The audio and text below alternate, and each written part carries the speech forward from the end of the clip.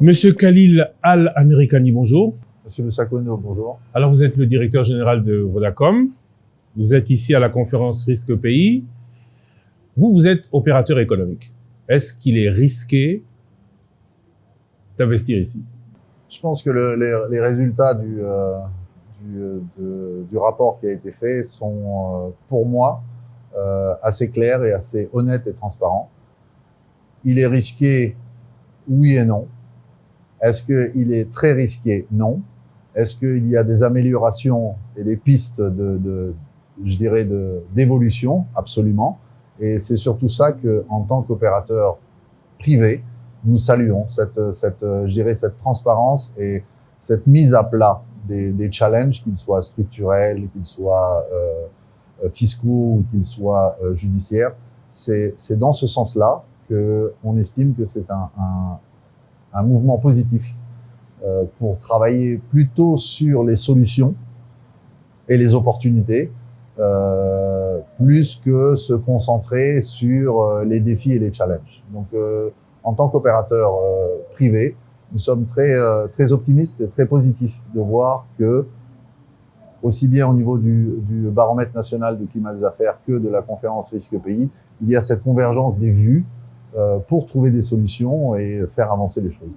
Fiscalité et justice, je veux qu'on y revienne, mais tout d'abord parlons de ces réformes demandées par les opérateurs économiques dont vous êtes.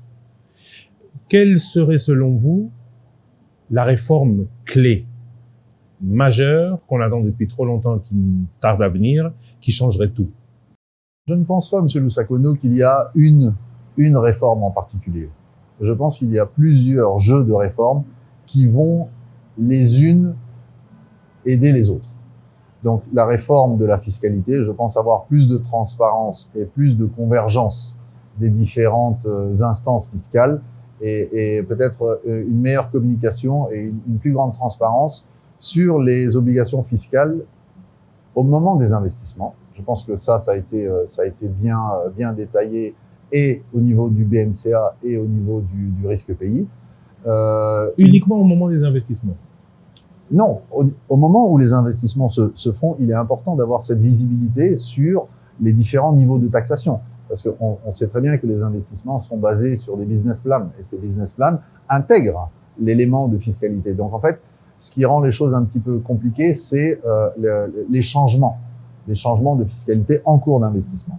Donc ça, c'est la première chose, mais également aussi le renforcement du système judiciaire. Avoir un système, comme l'a dit le président de la Cour constitutionnelle, pouvoir sécuriser les investisseurs par rapport au système judiciaire. Et donc la bonne nouvelle, c'est que tout le monde a ce constat en ligne de mire et on voit une volonté réelle de faire avancer les choses. Et pour nous, en tant qu'investisseurs, c'est plutôt une bonne nouvelle. Mais les conclusions ou les recommandations formulées déjà l'année dernière semblent ne pas avoir beaucoup évolué. Alors en quoi pensez-vous que ce genre de conférences font évoluer les choses? Je pense que le dialogue et la conversation est forcément une façon de faire évoluer les choses. Le dialogue n'est pas permanent? Si, il l'est de plus en plus, mais on passe du dialogue à la mise en place de réformes réelles. Et c'est ce qu'on a vu, il y a une série de réformes qui ont été entamées et d'autres qui vont arriver. Et je pense que c'est dans ce sens-là que, en tant qu'acteur du secteur privé, mais particulièrement en tant qu'acteur du secteur des télécommunications, il est important que nous soyons toujours associés à ces discussions et à la préparation de ces réformes pour les rendre les plus efficaces possibles au moment de leur implémentation. Pour éviter, en fait, de se retrouver dans des situations où on a mis les textes avant les processus d'implémentation. Et c'est dans ce sens-là qu'une industrie comme la nôtre, les télécommunications, peut apporter beaucoup de solutions. Que ce soit au niveau de la digitalisation, que ce soit au niveau de la dématérialisation des paiements, que ce soit la digitalisation, mais au niveau de l'éducation, de la santé, de l'agriculture. Donc, toutes ces réformes et ces potentiels de diversification qui ont été très, très bien présentés aujourd'hui, en tant qu'industrie des télécommunications et Vodacom en particulier, nous avons l'expertise et les solutions pour pouvoir faire en sorte que ces réformes soient des réformes qui aboutissent à des résultats rapidement, parce qu'on a cette capacité d'accélérer le processus avec la digitalisation, et on l'a très bien vu pendant la période du Covid. La période du Covid a été une grande période d'enseignement pour nous tous, et on a vu à quel point l'industrie des télécommunications était critique pour le maintien des services, je dirais, de survie des entreprises, des États, de l'enseignement. Donc voilà, c'est surtout pour répéter notre engagement à accompagner avec des solutions technologiques les différentes réformes qui vont être mises en place. Alors ma question, la dernière, va peut-être vous paraître bizarre, mais je voudrais retourner à un peu avant 2000, un peu avant l'arrivée de Vodacom ici en République démocratique du Congo. Le partenaire à l'époque traditionnel de ce pays, c'était la Belgique. La Belgique a un opérateur traditionnel qui s'appelle Belgacom, dont la filiale Proximus avait envisagé l'éventualité de venir au Congo. L'analyse des risques a fait, à l'époque, qu'il ne soit pas venu. D'autres, opérationnels, aujourd'hui, comme le Sud-Africain Vodacom, dont vous êtes le DG, et lui est arrivé. Est-ce que vous regrettez cette prise de risque? Et est-ce que ces analyses de risque sont vraiment le baromètre pour tout investisseur quand on sait que certains qui s'y sont basés hier regrettent de l'avoir fait? Je pense que c'est une très bonne question. Concernant, est-ce que Vodacom regrette d'avoir investi au Congo? Clairement non.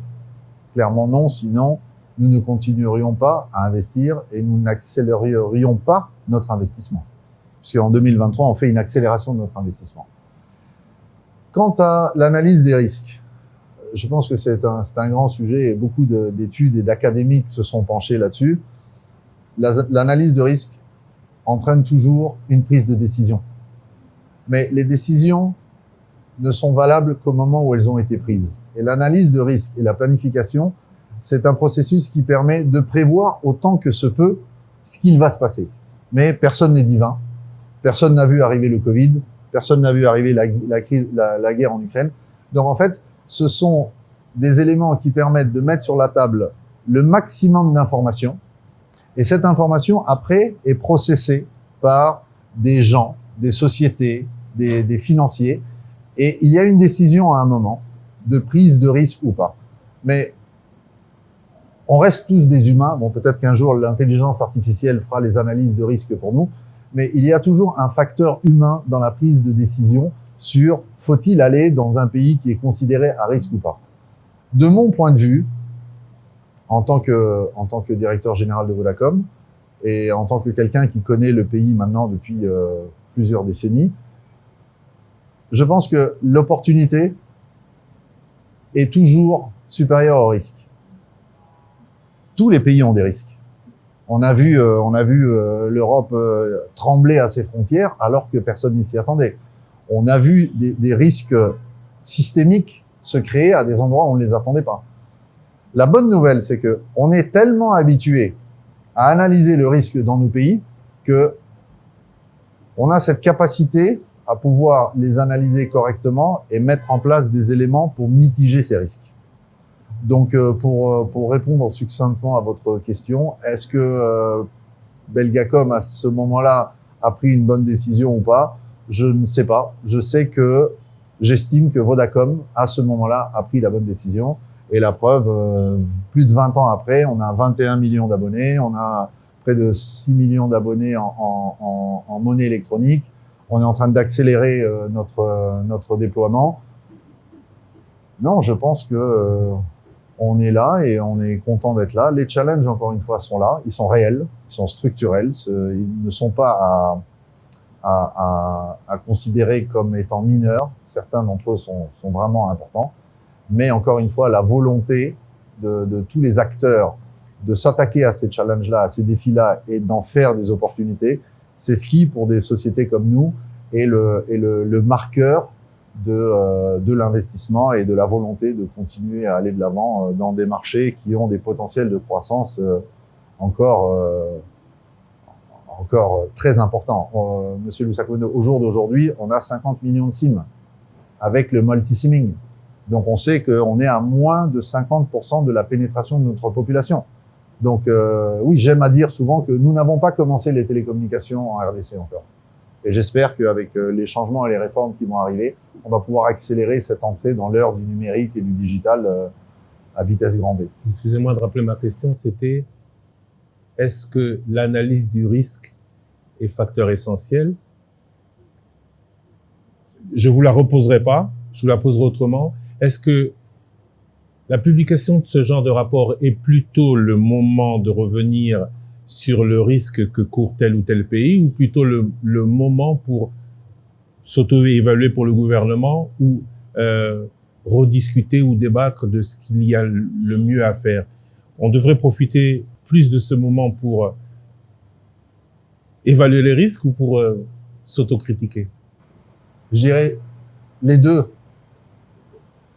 C'est un moment pour évaluer les risques et les recalibrer, mais c'est un moment également pour évaluer les risques existants, se préparer également pour d'autres types de risques, parce que il est important de s'occuper des risques connus, mais il est important aussi d'anticiper sur d'autres risques potentiels, que ce soit la cybersécurité. Que se passera-t-il si le prix du pétrole continue à s'enflammer, et commencer à réfléchir sur des mécanismes qui vont nous rendre moins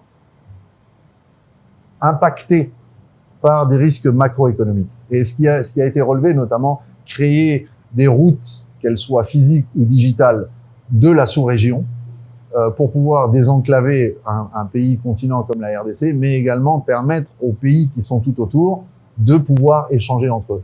Donc, c'est important de regarder les risques, mais également quelle est la potentielle évolution de ces risques-là et qu'est-ce qu'on peut faire en amont avec l'expérience qu'on a acquise de la gestion des risques passés. Qu'est-ce qu'on peut faire pour anticiper sur ces risques futurs qui sont assez clairs, hein, je veux dire, que ce soit l'inflation, que ce soit le prix des matières premières, que ce soit le prix de l'énergie, et qu'est-ce qu'on fait pour se mettre un petit peu à l'abri ou gérer et mitiger ces risques potentiels. Donc c'est les trois, Monsieur Lusakono. Monsieur Khalil Americani, je rappelle que vous êtes le directeur général de Vodacom. Je vous remercie. C'est moi qui vous remercie.